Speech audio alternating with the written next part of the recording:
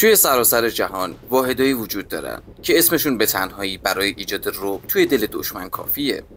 نیروهایی که توی سکوت کامل تمرین میکنن، توی تاریکی میجنگن و مأموریتایی رو اجرا میکنن که اگه حتی شکست بخورن کشورشون حتی وجود اونا رو انکار میکنه. اینجا دنیای خفن‌ترین نیروهای جهانه. واحدایی که مرز بین انسان و ماشین‌های جنگی رو محو کردن.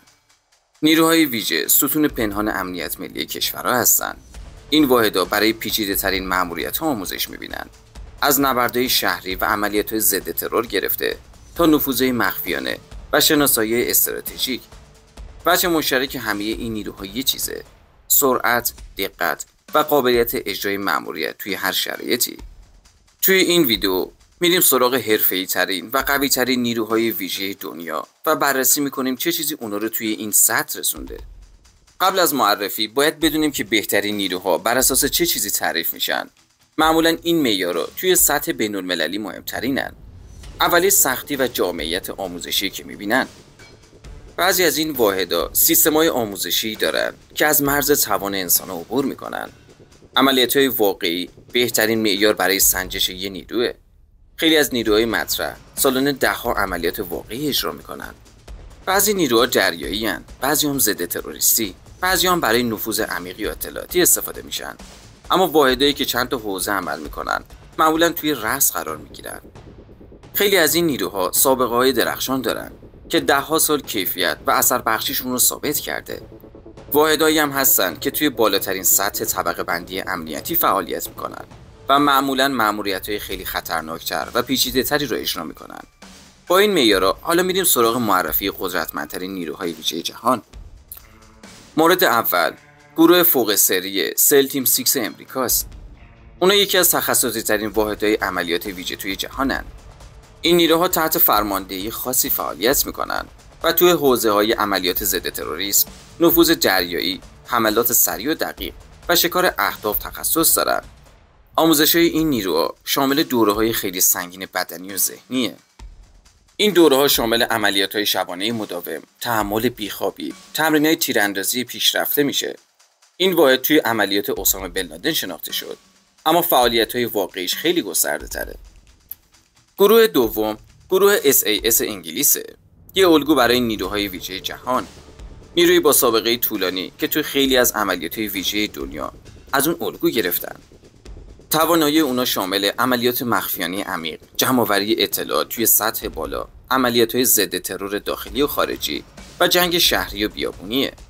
آموزش‌های SAS یکی از سخت‌ترین سیستم‌های غربه و به گفته خیلی از اعضای سابق اون، مهمترین عامل موفقیت اونا قدرت ذهنیشونه، نه جسمیشون. مورد سوم، گروه اسپتسناز روسیه است. اونا به جنگجویی ضد بحران معروفن. این واحد به توانایی تحمل درد، قدرت بدنی و جنگ تن به تن مشهوره. از ویژگی‌هاشون هم میشه به مبارزه نزدیک، جنگ توی شرایط شدید اقلیمی، تیراندازی بعد از خوردن ضربه یا حتی خستگی شدید اشاره کرد. روش آموزش این نیروها هم گاهی فراتر از استانداردهای شناخته شده نظامیه.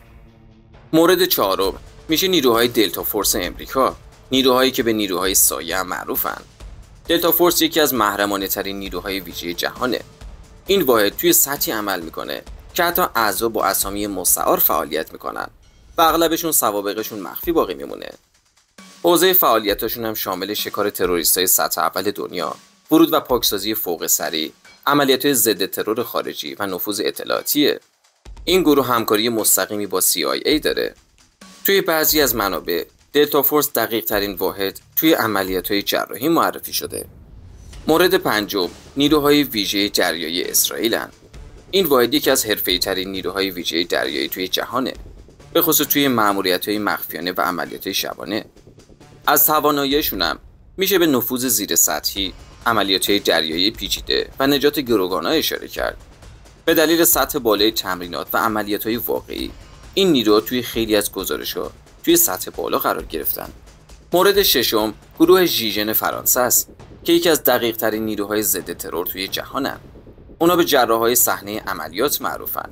دلیلش هم خیلی ساده است. این نیروها بی‌رقیبن.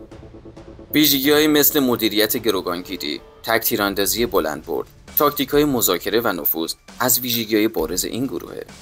طبق آمار رسمی این یگان یکی از بهترین نیروها توی جهانن. مورد آخرم میرسه به گروه JWA لهستان. توی دهه‌های اخیر یکی از مؤثرترین نیروهای ویژه اروپا بوده.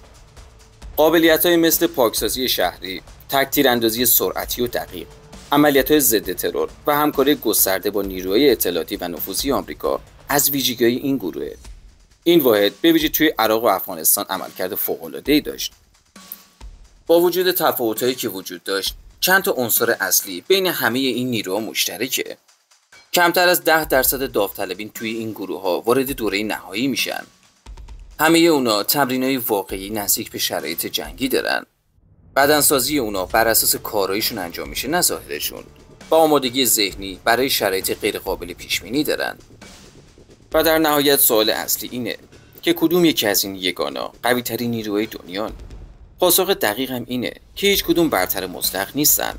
هر کدوم برای یه مأموریت خاص طراحی شدن. برای عملیات‌های سریع و خاموش گروه دلتا فورس بهترینه. برای جنگ‌های دریایی گروه اسرائیل و سل تیم 6 قویه. و برای عملیات‌های دقیق ضد ترور گروه ژیژن. برای عملیات‌های سخت و خشنم اسپتزناز روسیه. اما یه چیزی این وسط قطعیت داره، اونم اینه که این واحدهای نظامی نماد نهایی توانایی انسان توی حوزه جنگ، تاکتیک و عملیات‌های ویژن. ممنون که امروز هم تا انتهای این ویدیو با ما همراه بودید. لطفا نظرات خودتون رو در مورد این ویدیو توی قسمت کامنت ها با ما به اشتراک بذارید. تا یه ویدیو دیگه همه شما عزیزان رو به خدای بزرگ میسپاریم.